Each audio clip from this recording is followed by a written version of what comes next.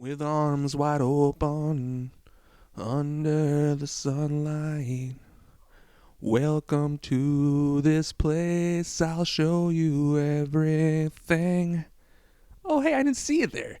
But I guess we're talking about the Creed movies today, and more specifically, I just got to see Creed 3 yesterday in IMAX, and I've been anticipating this movie for so long. March is like one of my favorite months this year because it has Scream 6, Creed 3, Shazam 2, and many more movies. I think John Wick 4 is coming out, so we just have so much on the plate for March, but the first one knocking it out of the park right now is Creed 3 because it is fantastic. I'm a huge fan of the series. It's probably the most consistent series like in Hollywood history, in my opinion, just because they're all pretty good. Other than I think Rocky Five is pretty much the universally bad one. I mean, Tommy Gunn is kind of one of the worst characters in cinema history, in my opinion. But I digress because the series is fantastic, and especially the Creed series because I'm a fan of each of these movies. They're all like 5 stars in my opinion, and this one pretty much hits that mark too. I think it's my least favorite of them, but it's still a fantastic movie. And speaking of the Creed series specifically, Ryan Coogler started directing and wrote the first one, and then he wrote the second one and actually wrote this third one, and they're all fantastic. It's a consistent series through and through, and it brings in all of the stuff you know from the Rocky series, and it's all just so much fun to watch, and it gets those emotions so deep inside of me specifically because I'm a huge fan of all the stuff that came before, obviously, so I have all of that. And the way he writes these new characters and all the emotion that brings into it speaks to the writing of the characters as well as the actors themselves. Because Michael B. Jordan, this is the first movie he's directed, and he honestly knocked it out of the park, in my opinion. There's so much style in here, especially during the boxing matches, that I personally really loved. Whether it was like the slow mo, almost like Mortal Kombat looking stuff, which I thought was kind of cool, but my favorite parts of it really were close up shots before the fight even starts that gets the emotions pumping already. And then between all the sound effects and everything, it's just so cool and it engrosses you. But especially during the final fight where it does things that are very symbolic of the relationship between the two fighters, and it's very visual of what they're doing rather than telling it to you. It's really cool in my opinion, and I haven't seen much like it. I know it's going to be divisive. I've already seen some people not like it as much, but it sets it apart from other fighting and Rocky movies specifically. So I personally like the personal touches that Michael B. Jordan brought to this. It brings in so much family drama too, and this one has so much there with that, whether it's between his mom and himself, whether it's between him and Jonathan Majors, which that's another major factor in this movie. Is Kang just came out in Ant-Man, which is fine in my opinion, and a lot of people didn't love it, but he's one of the best parts of that movie. But in here, he is so much better, and this is the role that people are going to be talking about at the end of the year because it is so emotional because he's been in prison for a while. He finally gets out and he wants to live the dream that he always wanted to, and that Creed got to live instead of him. And he kind of has a bitter taste in his mouth, even though it's not really stealing the dream if he just goes on and actually accomplishes these things. But it's still pretty interesting to see that dynamic build up. And the character of Dame in this movie is so good because you want to sympathize with him in a situation, but at the same time, he does stuff that's just so sinister and evil that you don't know which side you really want to be on at times, but it makes you pick a side, obviously, because Michael B. is the director and star of this movie, but it kind of plays that role of is Michael B. or is Adonis all that innocent in this situation? Is he kind of holding on to emotions that he doesn't really need to hold on to? And it's very impactful. And if you let yourself get engrossed in a story like myself, I think you will adore these movies, especially Creed 2. Creed 2 is my absolute favorite of the Creed movies, but although this one might be my least favorite, it still packs all of those punches. And on my 5 star rating scale, it's still sitting at like a 4.5. I think it might even be a 5 star, but it might have to wait a couple more watches to get there. But there's so much here. Like I said, the cinematography is beautiful. All the performances. Tessa Thompson, another one. She is great in all of these movies, and the way her character has had her peaks and valleys of different things throughout her life and career, and the way she still holds on to her love for Adonis and stuff. And now they're raising a child together, and there's so much emotion there too. So she brings a lot of it too, and this cast is just so fantastic. I mean, we also have the guy, I'm trying to remember his name, from Remember the Titans. I know y'all remember that movie because I personally love that movie.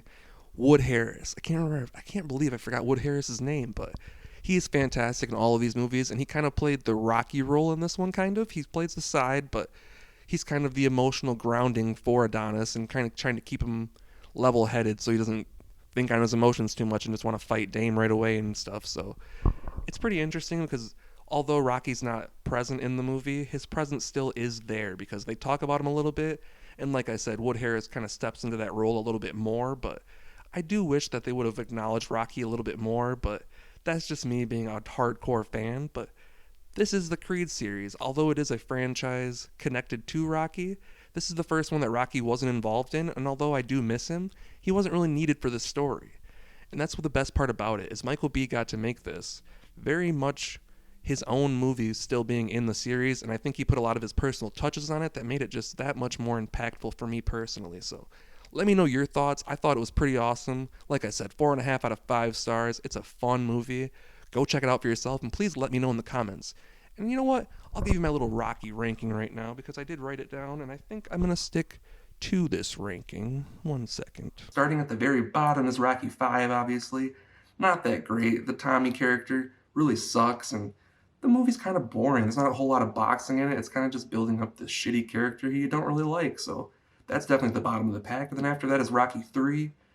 Not a huge fan of that one either. Like, it's kind of forgettable in my opinion. Clubber Lang's an interesting villain, I guess, but just not my thing. Hulk Hogan's in there. It's pretty goofy, and yeah, that's all I really remember about it. Following that one, I'm going to go with Rocky Balboa.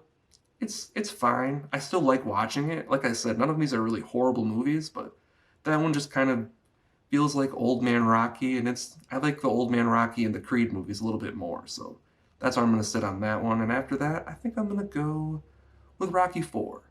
Rocky 4 is a good movie. I really enjoy it. I like the characters. I like all the emotions in it too. It's a fun movie, but it's not like the top of the pack at all because there's so much better writing in these other movies. And after that, yeah, I'm going to go with Creed 3. It's kind of a middle of the pack movie.